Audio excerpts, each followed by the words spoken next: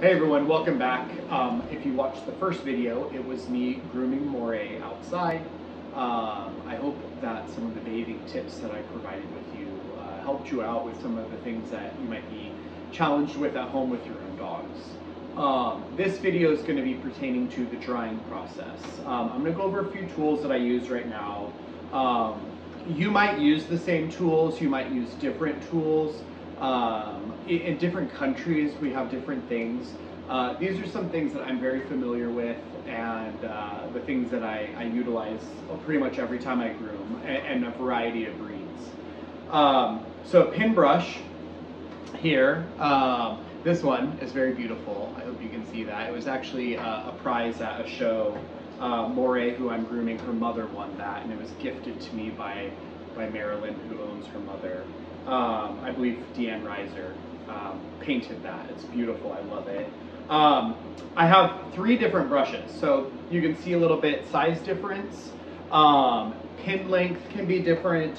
I do not like brushes with too long of pins. I think they're completely useless. And I try to get brushes that have some flexion in the pins, but I really do not want a brush that's stiff. Like if you go to flex the pin, it just barely gives, you're going to damage coat with that. It might be good for like a terrier's legs or something. For an Afghan, you want pins that really flex back and forth. You want some tension to obviously get through the coat, but you do not want so much tension that you're going to break the hair and it doesn't have a give. So I use a few different brushes.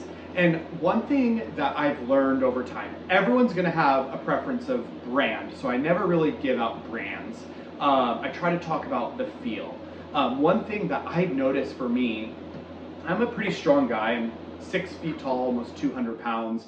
And the weight of a brush, ounces, matters. When you're grooming dogs over and over, especially if you have a really heavily coated dog, your arm gets tired, especially your shoulder. You know, you're just holding it and working it. So the weight of your brush can really come into play in the importance of longevity for you and your own physical being. So when you're picking out a brush, please pick out one that has kind of a medium giveness in the rubber when you flex the pins, as well as pay attention to the weight and just sit there and wave it in your hands and see if it's something that's going to be able to be, you know, held and brushed with for an extended amount of time.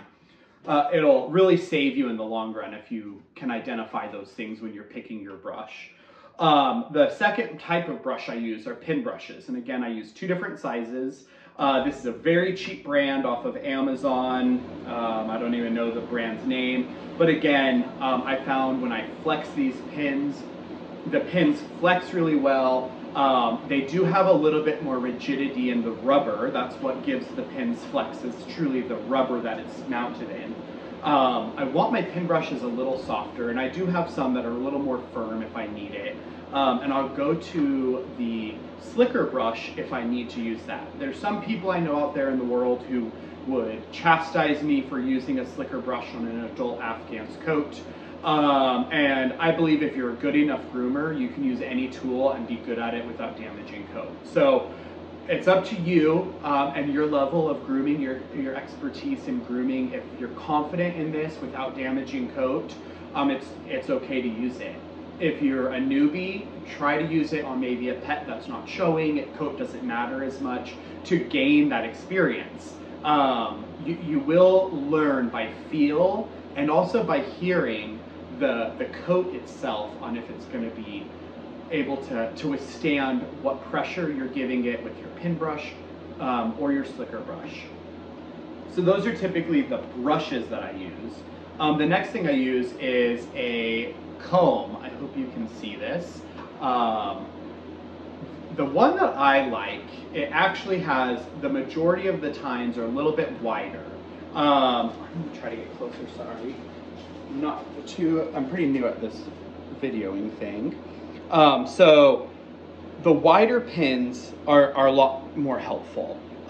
This comb has a very small segment of tight pins. Now I do use both sides. I do use this fine point to get little tiny little spider mats is what I call them. Everyone probably calls them that. But when you have a little tiny mat that just won't get out of the coat, you can't get it out with a pin brush, a slicker brush, or anything. These fine tines, you know, you can just pop something. But really, I like these with the wider tines. Again, any comb will work. You need to find which one works for you. You want to find a comb. Again, weight matters. How much weight is it?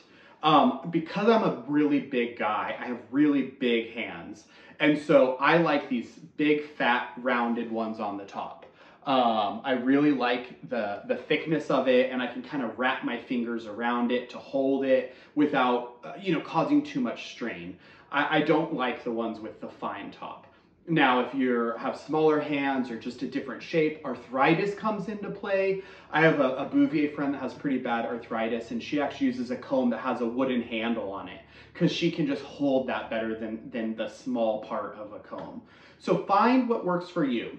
Doesn't matter the brand. It doesn't matter anything except for what works for you and what's comfortable in your hand. But I would recommend ones that have a little bit more spacing between the teeth. You don't want them too fine.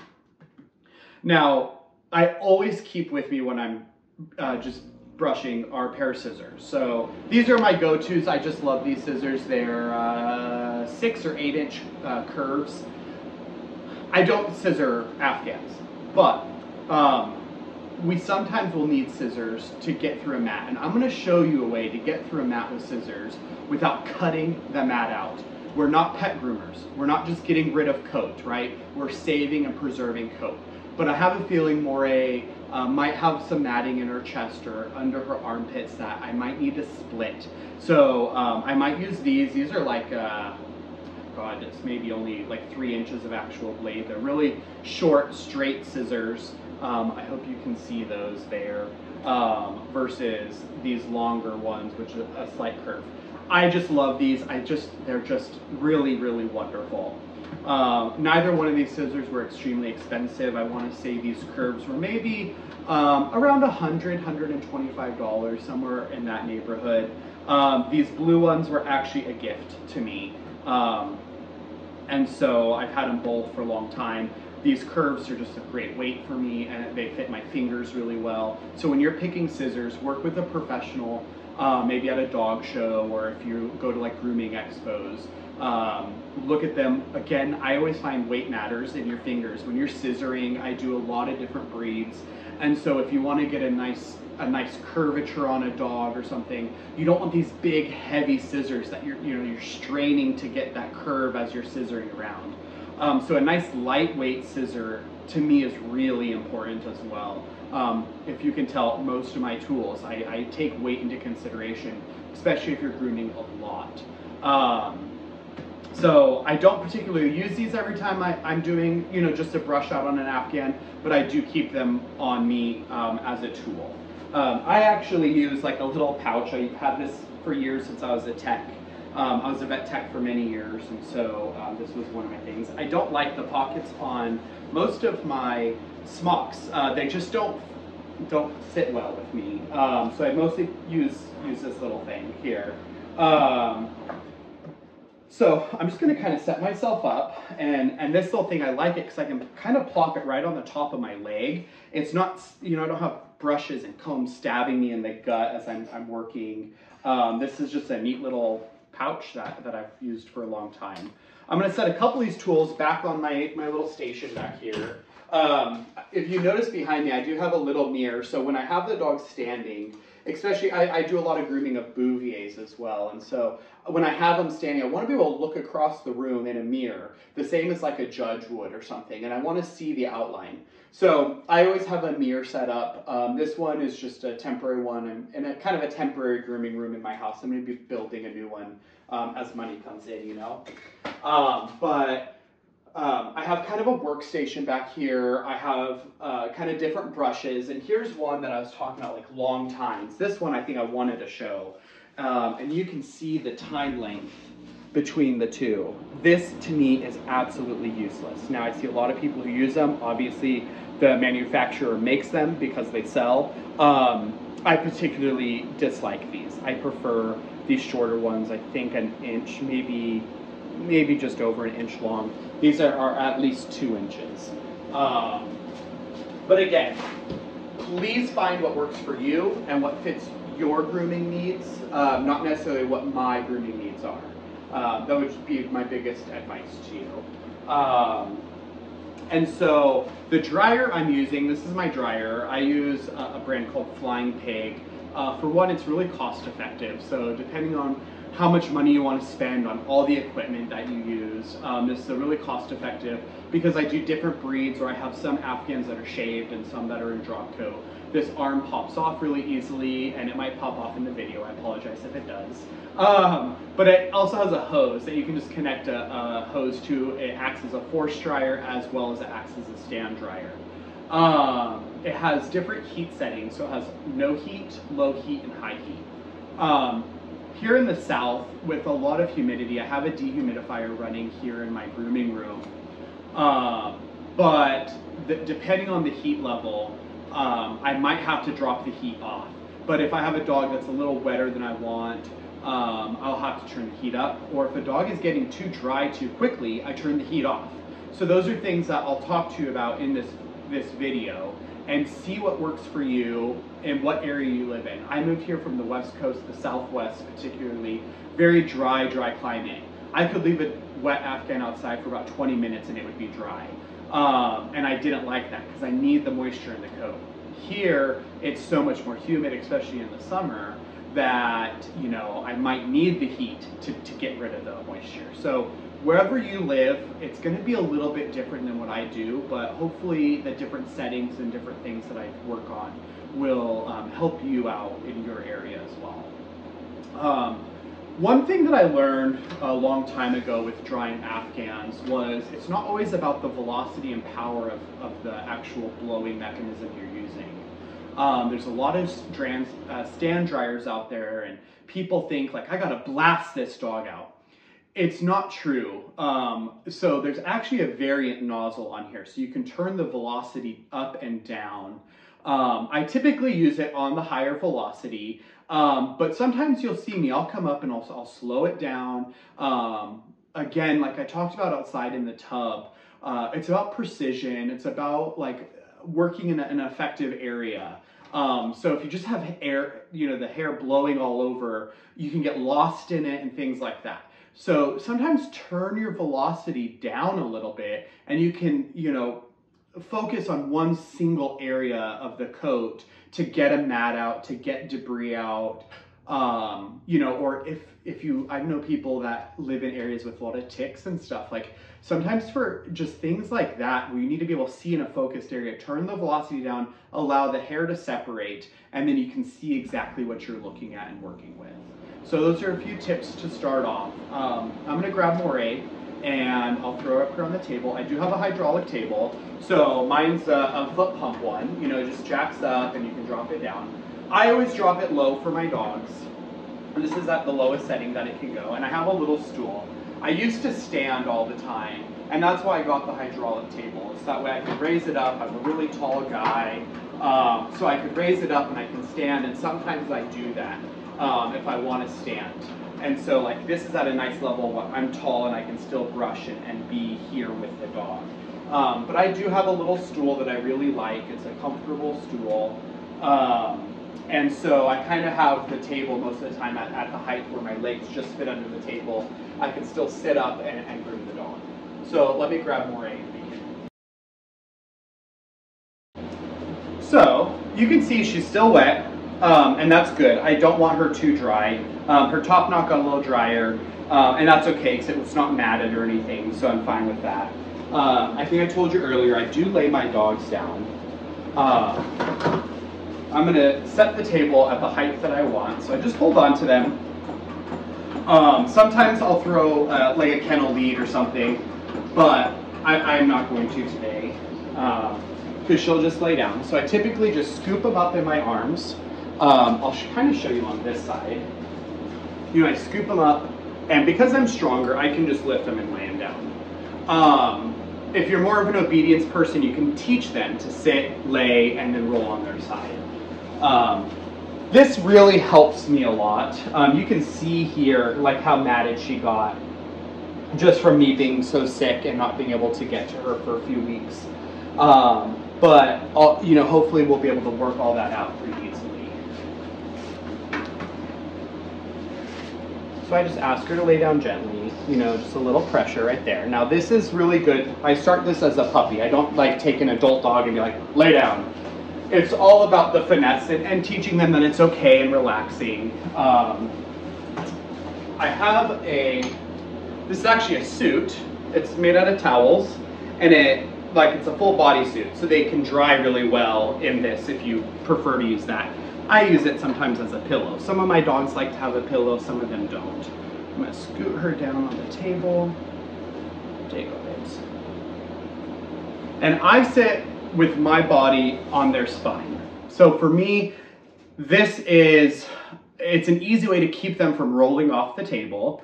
When I get between their front legs, I can stand up. This is typically when I stand, and I can just lift their front leg up. Again, you don't want to jack it up. Don't be mean. Be very soft and gentle. My dogs are used to this, and so, you know, I can get all their belly, their chest, their armpits, and from their, you know, all the way up the leg with the blow dryer. It's really, really nice. It's a gentle way to be able to get everything without them standing and fighting and things like that. So I apologize, you guys are going to hear the dryer. Hopefully I can speak loud enough and clear enough that you can hear me through that.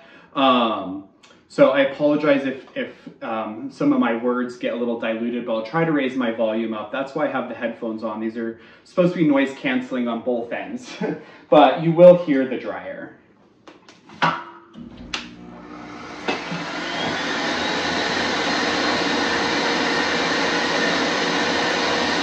Okay, so we're going to start, and I kind of just ask them to open up a little bit and relax.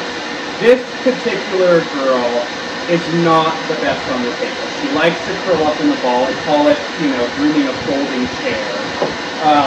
She's just not particularly fond of being brushed out. She would rather go sunbathing. So I might just lift her back leg up. And what we're going to do is we're just going to focus right here on the least amount of hair on her belly. And for a couple of reasons. We want to focus on this area because it's the easiest to start. Once you start dematting a dog, or once you start working through the process of brushing them out, the least amount of hair is the easiest. Once you get that process started, we call it line brushing. You just go line by line up the body, either from rear to front or from belly to saddle. And I'm not jacking her leg up. I'm just kind of tucking it in and just supporting it as I hold it. So that way I can get under here. Now, you don't want to break your wrist and like flip your wrist. You actually want to move from your elbow all the way forward into the brush. So your arms should be moving side to side. You will see me breaking my wrist and it'll start to hurt. And I'm like, oh, why am I doing that? It's wrong. And when you're going through the hair, you want to just brush the tips to begin with. If you're a woman, you probably kind of know these tricks a little bit better than most men groomers out there.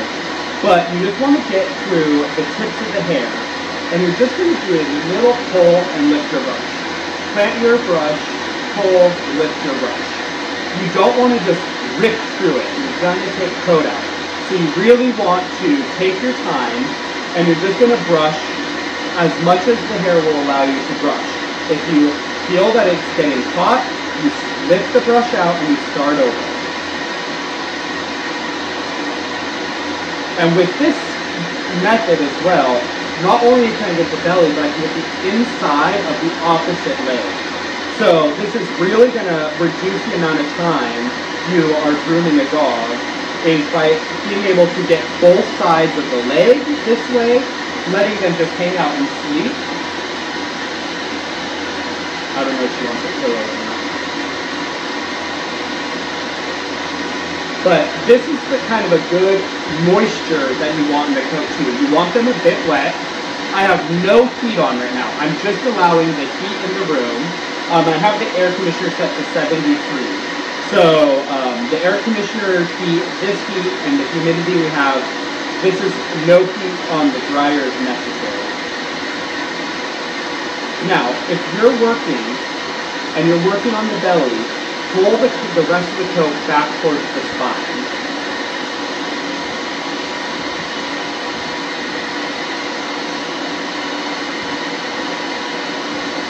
And make sure, like I find, in between the nipples on the right side of the body and the nipples on the left side of the body, I know that's where the dividing line is, right, between the nipple cells.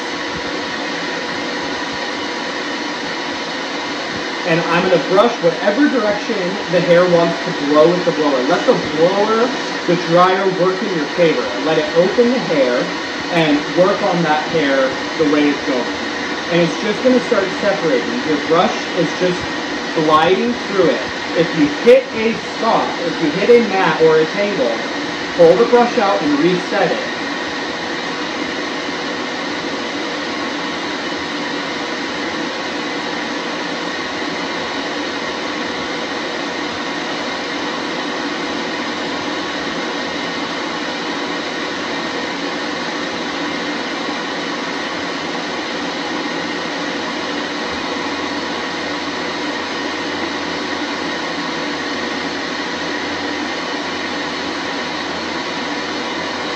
Now, I might look like I'm going through it pretty quickly, or I might look like I'm going through it pretty vigorously. I think that the biggest thing to keep in mind is experience.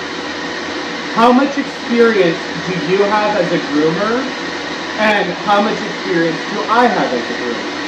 Everyone's going to groom at a different speed and a different rate, and so I might work pretty quickly through some areas that you just can't work through as quickly. Or you might be quicker than me and I take more time.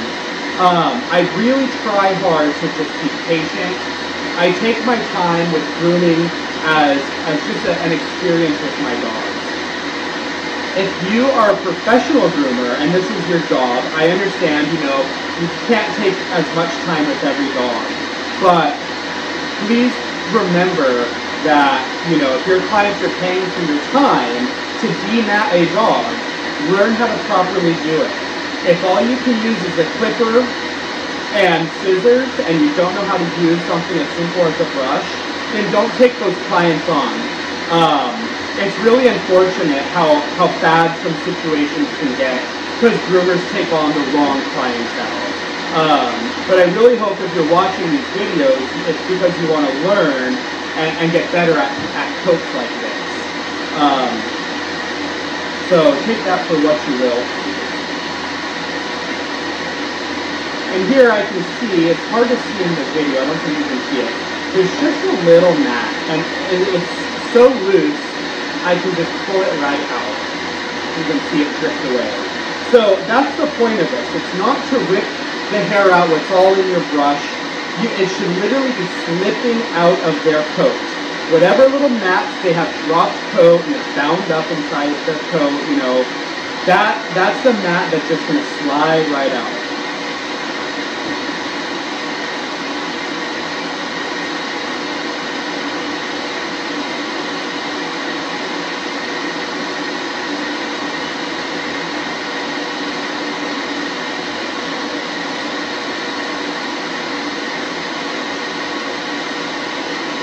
And if you watch, I'm working in the same area still, and I'm kind of moving the hair back, down, forward. I'm just seeing where that hair, and see she's relaxing her hip a lot more for me. So she's just relaxing into this. She's probably going to start snoozing in a minute. But I'm just going to be working in the same area and making sure this whole area is completely dematted. No tangles and no debris before I move on. And feel free to move your dryer around. So if you have to pull it back, you can drop the nozzle. My nozzle is twist side to side. So, you know, angle this the way you want the hair to blow.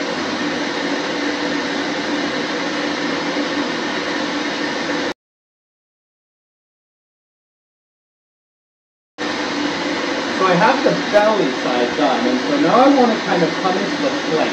The flank is actually the lowest part of the loin where the skin connects I guess, the end of the rib cage to where it goes to the stifle. That's that skin. Ooh, she's that folding chair I was talking about. Asking to stretch open.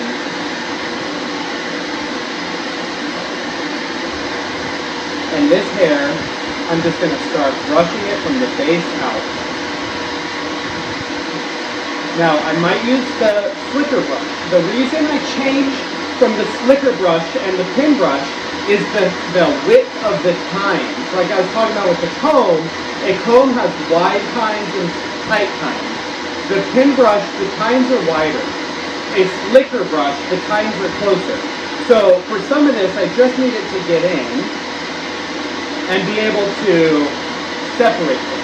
Now, I see a big piece of crabgrass right there. I'm just pulling apart the hair a little bit, whatever's willing to give on its own. There we go. And then the crabgrass is going to pop out. But I'm not going to rip and pull it. I hold it kind of fingers wrapped around the handle, and I just go up. You don't go sideways like a pin brush. A pin brush is side movement. This you draw away from the direction of the pin.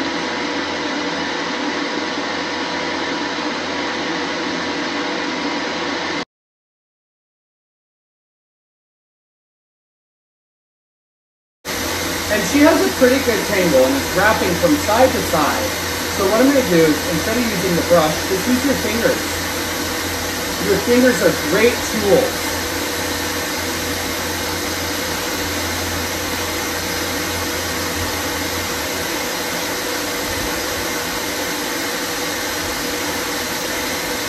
And I don't want to go down the leg right now. I really want to work on the body.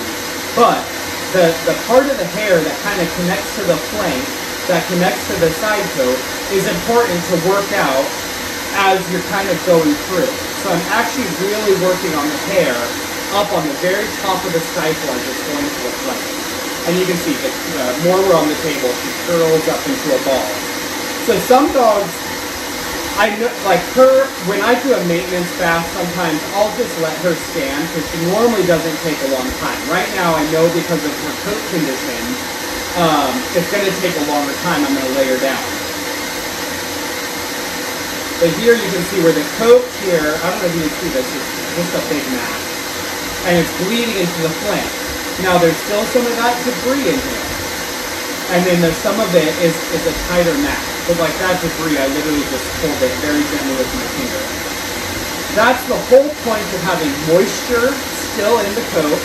It's why I left more conditioner in her coat than I normally would for a show bath.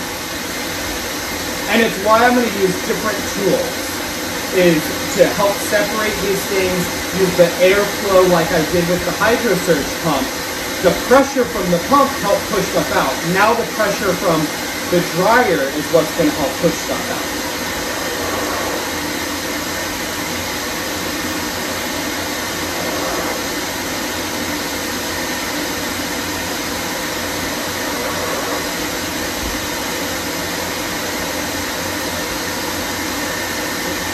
You might see my hand bouncing up and down like this. And the point is, she has a lot of tangles. So I'm not just ripping through them. I'm hitting a block, lifting up, resetting. So you want to work from the tips up. And so once you get deep and you start pushing down, you might be pushing a mat to the tip. So you have to kind of adjust where your brush is going within that length of hair. And she's coming out pretty easily. It's all brushing right out. I can just feel how it's kind of just moving those mats from the base to the tip and then moving from the tip out. I don't know if you can see that, but just with the flick of a brush, I had a piece of grass just pop out. No hair attached to it, no matting, just went right through it and popped it right out. That's how you're going to protect coat. Now here I can see smaller mats. And so that's where I want to go to the slicker brush. This slicker brush is the small one. Here's my wider one. I want to kind of cover more area. And so the tighter tines in a slicker brush are going to allow me to just get those smaller mats out. And there's one here that, I hope you can see this, it just slid right out. That was dead hair the dog shed off of its body, but it just got stuck in the rest of the coat. And that's why we do have to brush these dogs more often. They do not shed, but they do drop hair.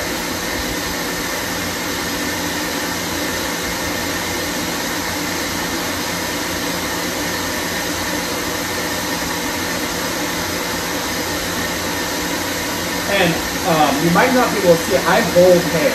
So when I'm line brushing, I'm actually holding the hair I'm not working on. And as I'm moving that line up the body, up the stifle right now, into that loin, I'm letting more hair go out of my hand, and I'm allowing the brush to take it and work it.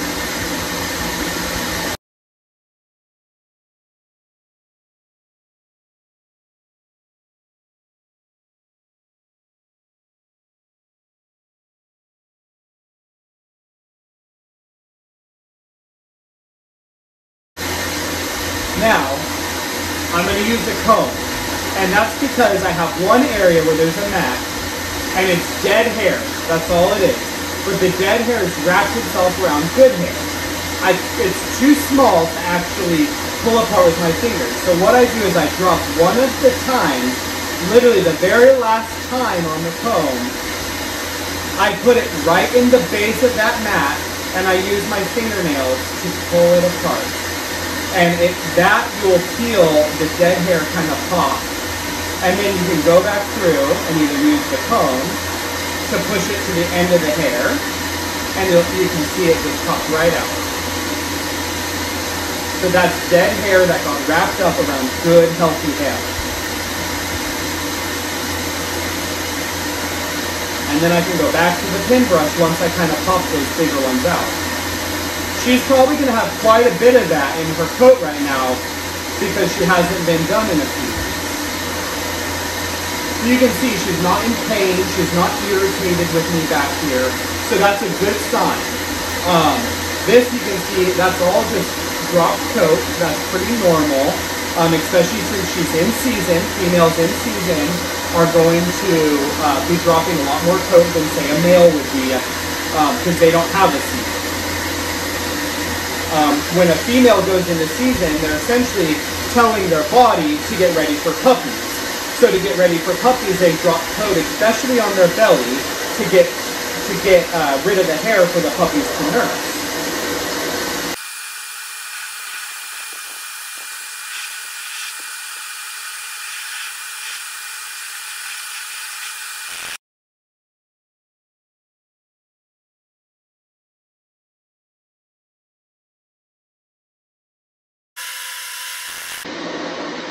Now, while you're doing your drying, think in your mind, how does the texture of their coat feel? Do they still feel like a briard? Is it really dry and crisp? Or do they have a really nice Afghan silky texture? Is the hair brushing out okay, or is it still really difficult to brush through? This is important to remember next time you groom or bathe the dog on how much product to put in or to leave in, or if you need to wash more out. If the dog's coat feels slimy and gross, you left way too much conditioner in. But if the coat feels really nice, the part that you have dried, if that's actually feeling really smooth, then you're good. You did the right amount. And hers is feeling very nice. I don't feel any sliminess right now, but it's leaving a good texture. Now I'm coming back to the base. And I don't know if you can see this, but it is pretty tangled up in here. And a lot of that is just from that crabgrass in there. And it's tangled in rows. So it's not like a dreadlock from the base of the body down. It's actually in segments like a pancake. So there's a big segment. Once you break through the base of each segment, you can start line brushing it out without a problem. Again, I sometimes will use the slicker brush because it has a little tighter pin and it can help pull the tips of the hair apart easier and keep working from there.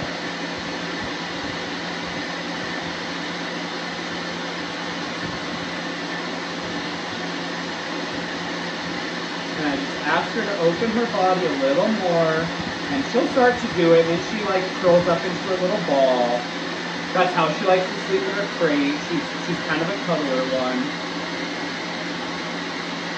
But I don't know, I hope you guys can see this. The big mat, like here, I can't brush Winnie, right? It's just solid. You can't move the brush. But here, where I've started on the belly, and it's smooth and brushed out, I'm just slowly taking the front of the teeth of the front of, like maybe first quarter of the brush. And I'm just grabbing some new tangles, and I'm just brushing it out. So with the first quarter of the brush is tangles, the last 3/4 is going through what's already brushed. So you're essentially rebrushing what's brushed out over and over again as you're brushing out tangles. Pretty easy. Good girl. Good girl.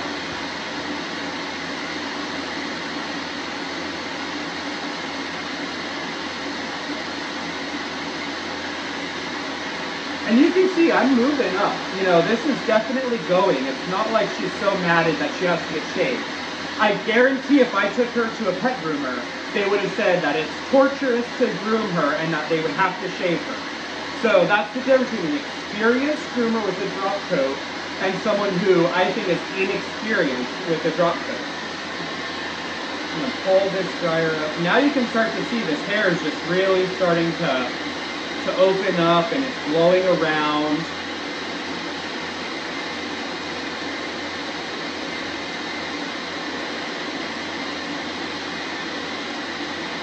Okay.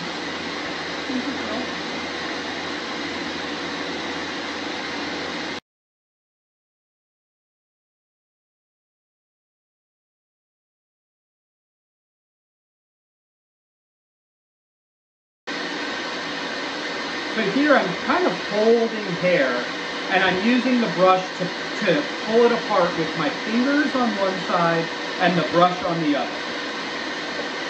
Now when I get down to it and there's some smaller little mats, I go back to the slicker brush. And that's just going to help kind of pull these little tight little mats right out. Those are dead hair that wants to leave the body.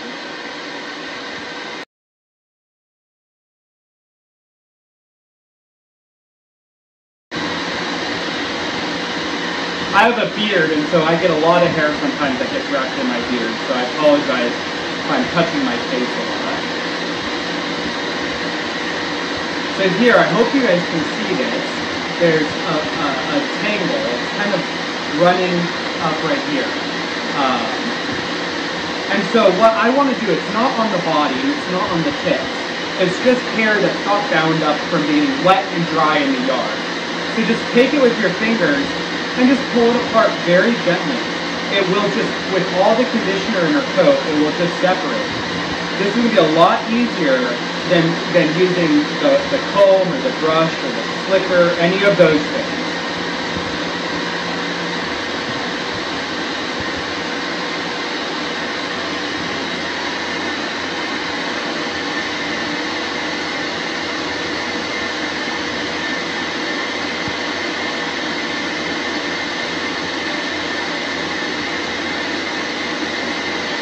So here, I hope you can see as well, like how I'm using my arm. I'm not flipping my wrist, I'm using the whole arm to push. And it's not with your strength. You don't have to be Hercules. It's about finesse and detail. Feel it in your brush. Feel it when you hit tension, stop. There will be times that you will feel where you have to put a little more elbow grease into it, but it's not to the point that you feel the hair ripping and pulling out. It's just getting through a mat.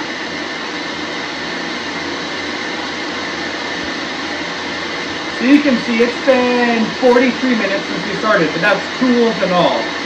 I would say it's been maybe 15 minutes and I have most of her abdomen done.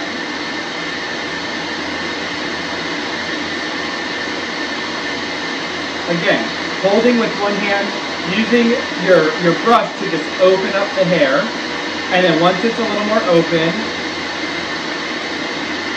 you can just brush through it.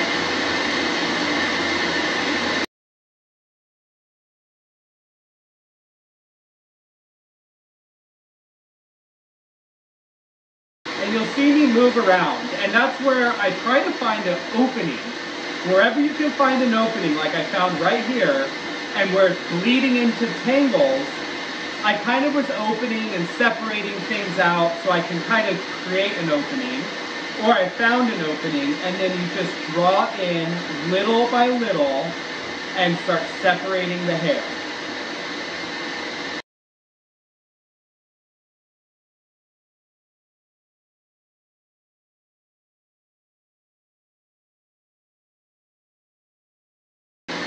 Now I feel her chest right here is still pretty matted, but I'm going to lift her front leg and I'm going to work on that in one section on its own. So right now I actually want to kind of come up and get her this whole side coat done. So I'm going to just kind of keep working right here.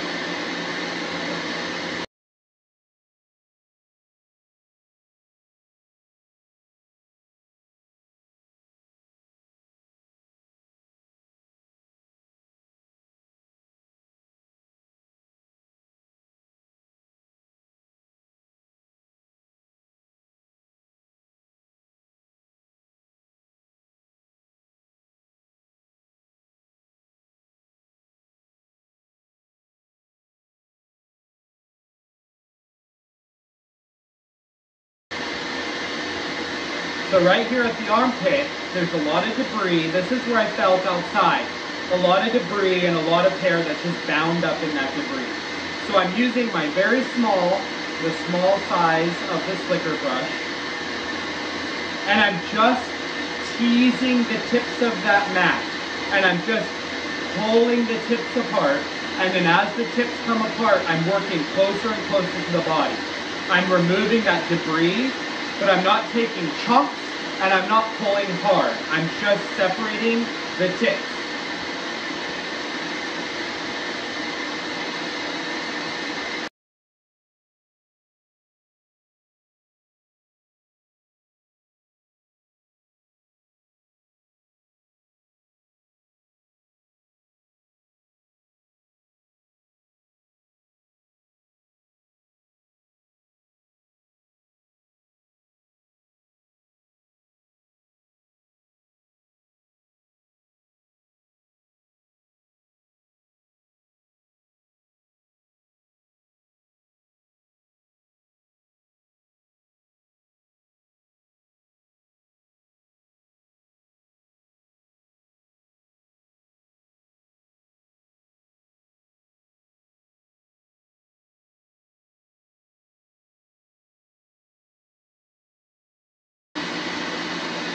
So this whole section I'm working on right now, it does have quite a bit of very fine organic matter. And that organic matter is just binding on the hair and it's causing it to just be really compactly tangled. It's not truly a mat. It is just organic matter binding the hair. So I like the slicker brush in this instance. And I'm going very slowly and I'm moving very gently up through it. Starting at the tips, working to the base. And what I'm doing is I'm focusing on getting the organic matter out, like this, to the point where it can literally come out in your fingertips. Once that organic matter leaves, it is like magic. The hair just opens up.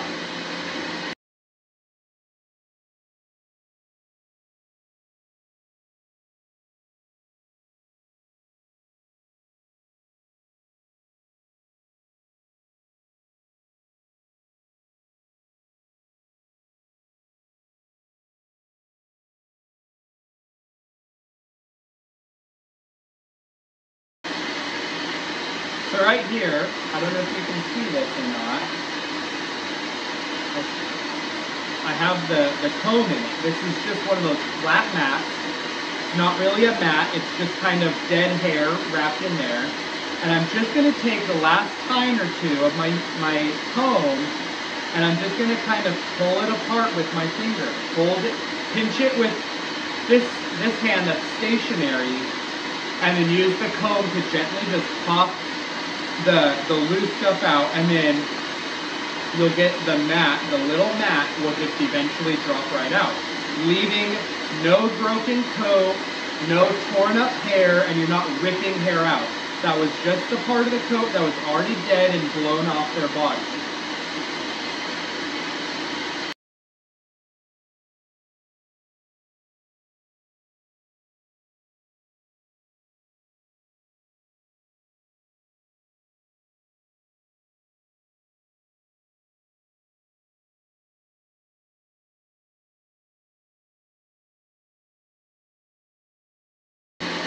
Sometimes as I get into the armpit, I do prefer to go to the comb.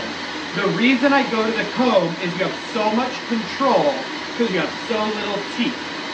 So you have so much control, you can identify exactly where each tooth goes into the coat and what it's working on.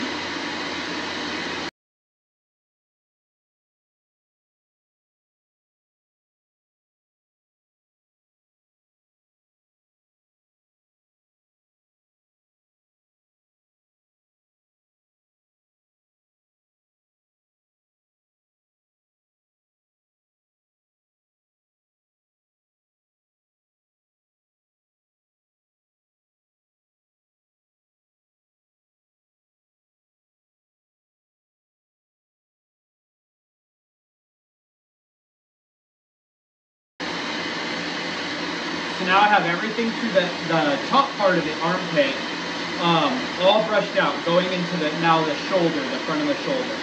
I'm not going to go there yet. I'm just going to get some of this worked out.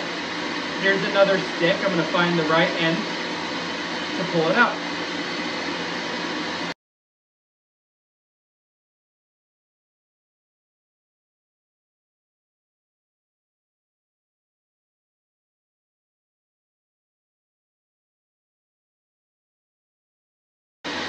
Pull my dryer back. So find where you left off, wherever you can brush through. That's really easy and completely done already. And then now we're going to actually truly line brush. So line brushing is starting one end, going straight up the body, starting from belly up to the saddle.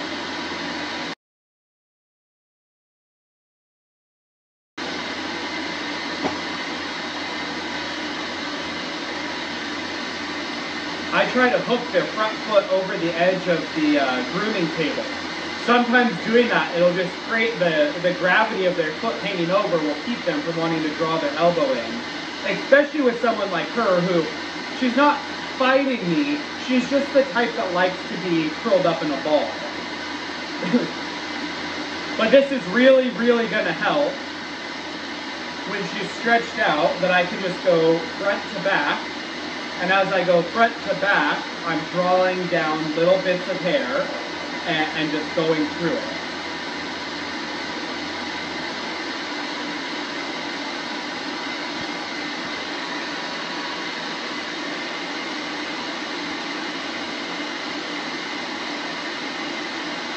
And as you move your line up, you're going to have to move your dryer up as well. And this is where the velocity really comes into play. If you feel like your hair's being blown all around, turn it down a little bit. Don't be scared to have less velocity. All you want the dryer to do is open the hair for you to have a good working area. If you're getting lost in the hair, your velocity is probably just too high. Reduce the velocity.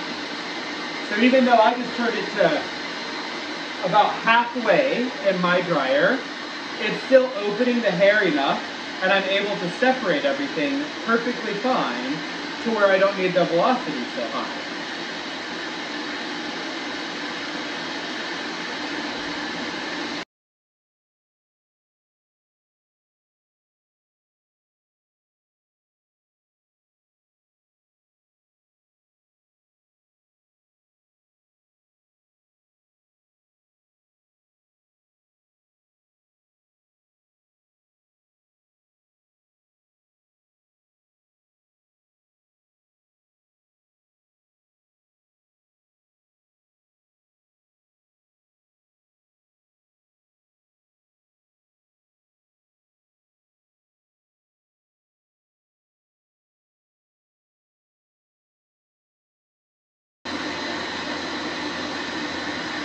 I always keep my brush cleaned out. So there was a few of that like dropped coat that was found in here.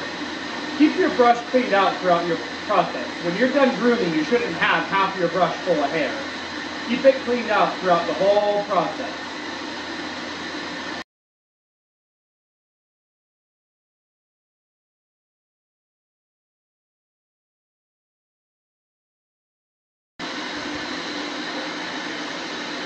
Alright, so her whole side coat is now brushed out, all the way from the front of her stifle, through her loin, all the way down past, to the center line of her body. This whole section is brushed out.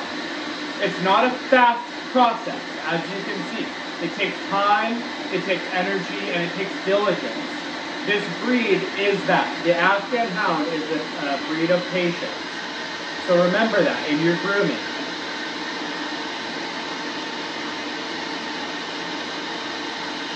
Now I want to come back to her center line, and I want to come back to where, in between her front legs. I'm going to raise the table a little bit.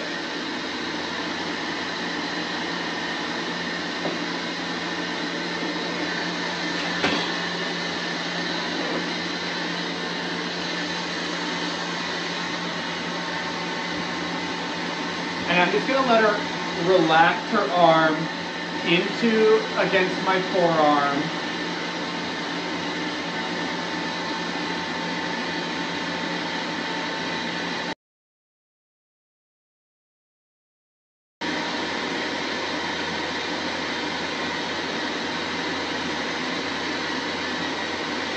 So there's a little tiny stick. And this is going to be some of the most annoying stuff you guys deal with. That's it. That little tiny stick was such an annoyance that was binding a bunch of hair. Once you get that out, all of a sudden it's like magic. Everything just starts rushing through.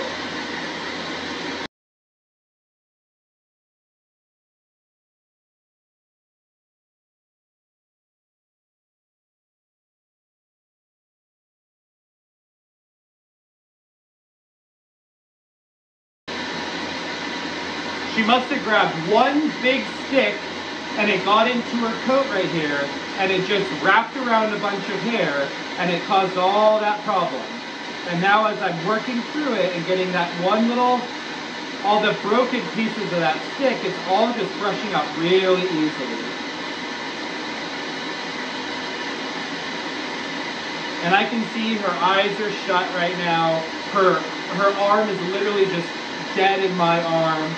So I know that she's relaxed, she's comfortable. She doesn't find this to be, annoying. I'm sure it's not her favorite thing, but it's not harming her or hurting her at all. That's what we want when we're grooming our dogs.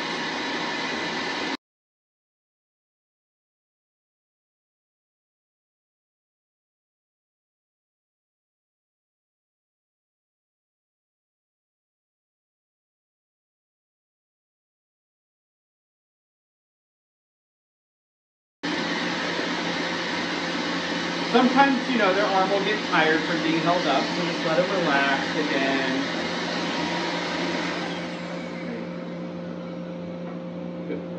Give them a little break from the dryer for a minute.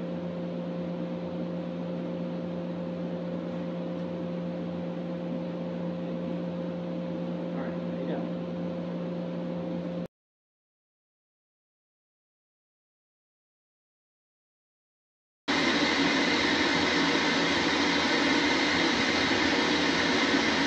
Now I'm just going to continue this process, and I'm going to go through the legs. I'm going to go up the elbow right now. So right here I'm working on the elbow. And then what I can actually do is pull the dryer forward. Once she relaxes her shoulder, she leans into it, I can just raise and elevate this whole arm and come down with my brush and actually do a line brush from the base of her elbow here.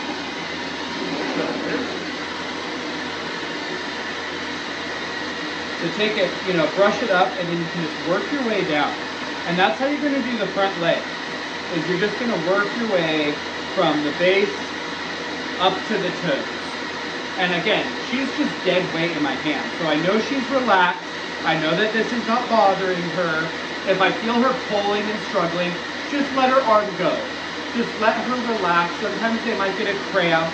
You know, we're not used to doing yoga every day, so just work with it like that. And again, you can use your flicker brush, your pin brush, whatever's working the coat the best without damaging it or pulling it out. I think that probably gave you guys a good enough explanation as I went through. Typically, once I get one side done from the loin forward, then I'll do the top knot and ears together. And then I'll do the leg last. A lot of times the back legs I will do with them standing up. I'll get the inside of the leg, stand them up to the outside and the rear. That gives them a break from laying down, allows them to stand up, kind of get their blood flowing again for another minute. Then I'll flip them over and do the whole process on the other side. So I hope you guys enjoyed this video. I'll try to get a photo of her all done. You can see her all done. And if you have any questions or anything, please feel free. Write me some comments. I'm not sure where I'm going to post this video. Most likely on YouTube is where I'm going to probably post it. So you can write some comments, ask questions. And I hope to be making some more videos for you guys. Let me know what you guys want to see. Thanks so much. Take care.